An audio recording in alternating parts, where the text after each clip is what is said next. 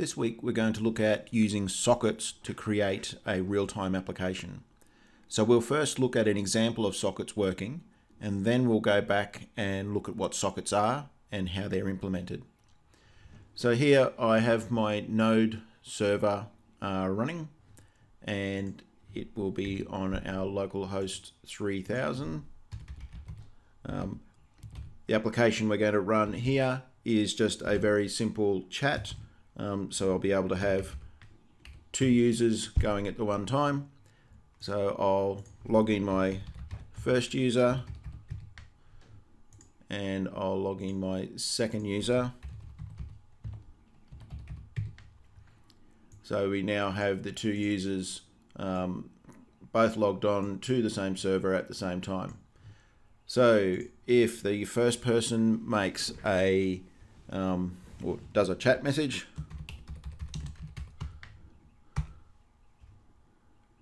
let's type his name right, send, we'll notice that at the same time a message popped up on both of the channels of the chat that we're going here. So then Fred could reply, and we can see that it's real time as we submit on one form, the information then appears on the other form. So as many times as we do. Okay, so that's the something that we can do with sockets for doing real-time applications. So let's now go back to the beginning and look at what sockets are and how we implement those in Angular. So a socket is one endpoint of a two-way communication link between two programs running on a network. A socket is bound to a port number so that the TCP layer can identify that application that the data is destined to be sent to. So an endpoint is a combination of an IP address and a port number. Every TCP connection can be uniquely identified by its two endpoints. This way we can actually have multiple connections between our host and the server at the same time. So how do these sockets work? So a server has a socket that is bound to a specific port number. The server just waits for a client to make a connection. So we have our server sitting here and it's listening, waiting for a client to talk to it. So on the client side, the client knows the host name of the server of the machine which it needs to connect to. So it makes a connection request.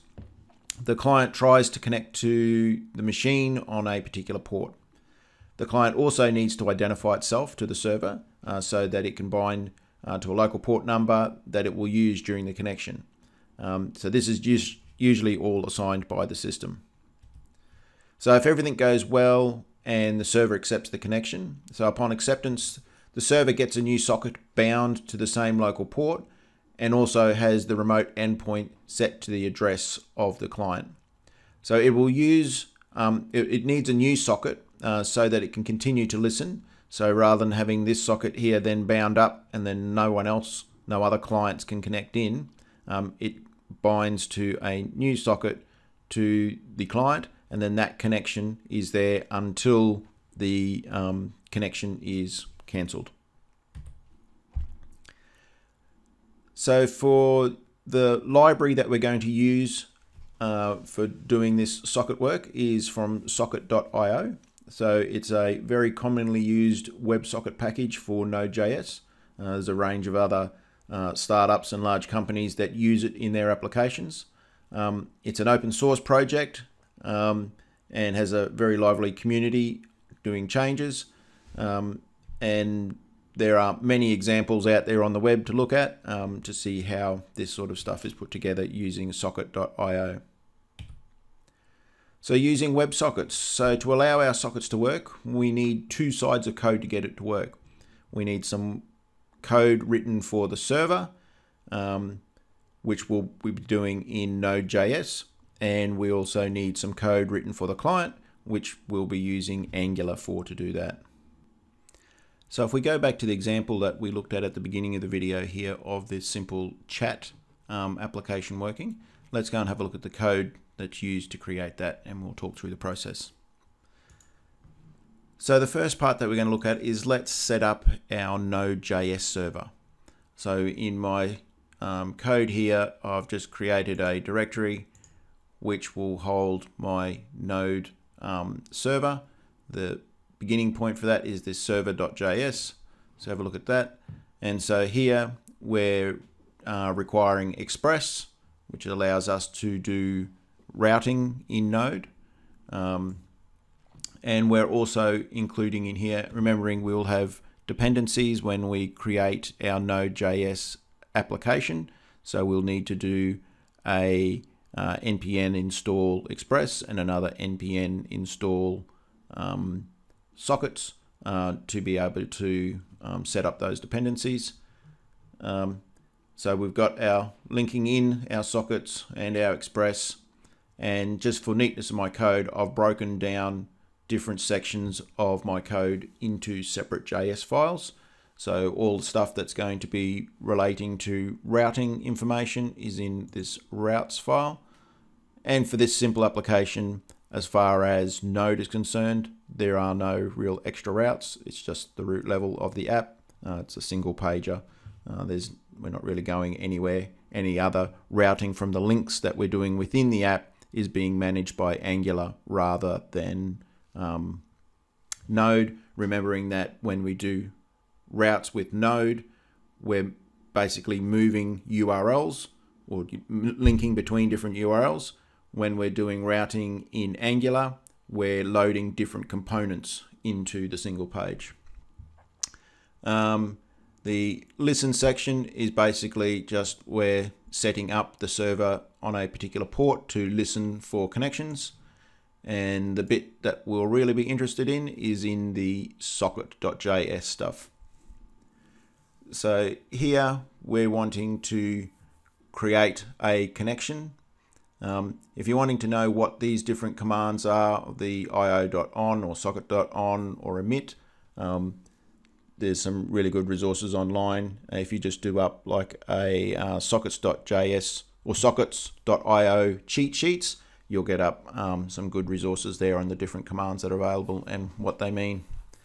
So in this case, when we have we create a connection, and that connection will then be known as sockets. So if you haven't noticed this notation before of the arrow functions, so essentially this is a function or an anonymous function where socket is the parameter being passed through. And so in this case, all it's going to be doing here is writing out to the console that our user connection, and it will then have a method here of when we disconnect of what we're going to do, in which case we're just going to write something out onto the screen. So another message here that's going to come through, so that when on our socket we have this particular event message passed through, so we said we need to add a message, then it's going to basically broadcast that message out to all the other users that are subscribed to that particular socket. So this io.emit basically will send a message out to every other person who is connected to that particular socket, and we'll be passing back out a message that was passed in from our front end. So that's all we have on the server side to manage our sockets. So let's go back now and have a look at the front end, which will be all done in Angular. Okay, so where to start? Let's have a look at our app component TS. At the sort of the bottom level, there is nothing particularly special that we've got going on in there. In our app, we'll have a look at our app routing module. So here I've created 3 or 4 different components actually. One which is a login component, and we've used this in previous videos to create a little login so that when we come into our chat we can put in our username and password. So that login component manages that process. The chat component has the form and button and display of the chat messages is in that component.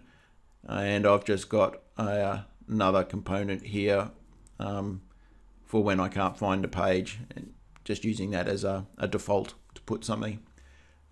So we also have in here the service. So the service is the bit that's going to connect between our view and the data source that we're getting information from. So this is where it happens.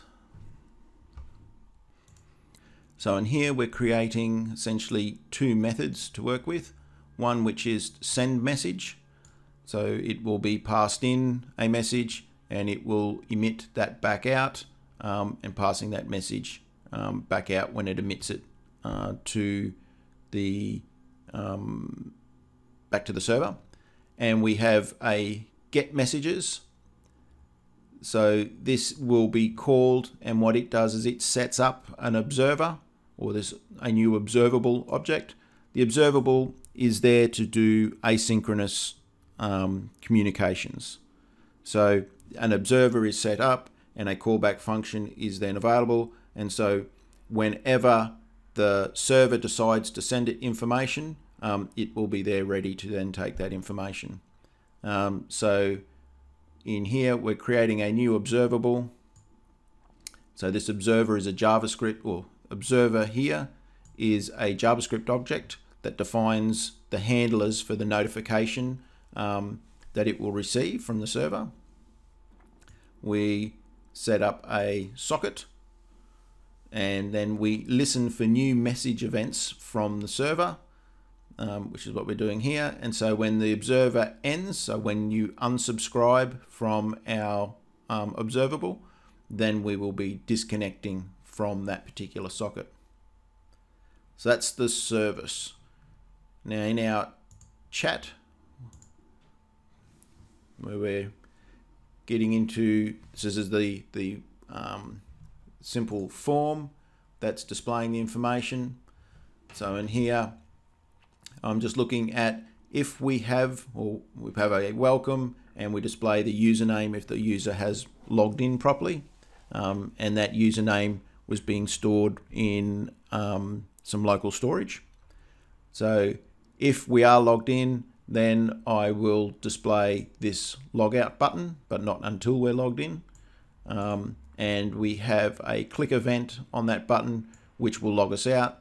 The process of logging out clears the user's local storage and shuts down the connection. We've got an input here where we can type in our messages. So we're using that as a model. And next we have the send message method here on a button. So when we click on it, we'll call this particular method, which will then emit out back to the server that we have a message to give it. And then our messages will be displayed using a Angular for loop here, which will loop over and display all the messages which are being stored in a messages array. So let's have a look at our chat component. So we were just looking at the HTML before. So in here, we're going to need to know who the user was. We've got the messages array, which is going to hold the list of messages that have come through so far. We have another variable here, which is an individual message. Another variable here, which will then contain the value for the connection. So what we're looking at here is when our page loads, so ng on init. So this is before it's actually shown. So first we want it in here, before we show our chat, we want to make sure that we're actually a properly logged in person. So we're just checking that a session storage item called username is set. If it's not set, then it's not a valid session. We let the person know it's not a valid session, and we send them back to the login component.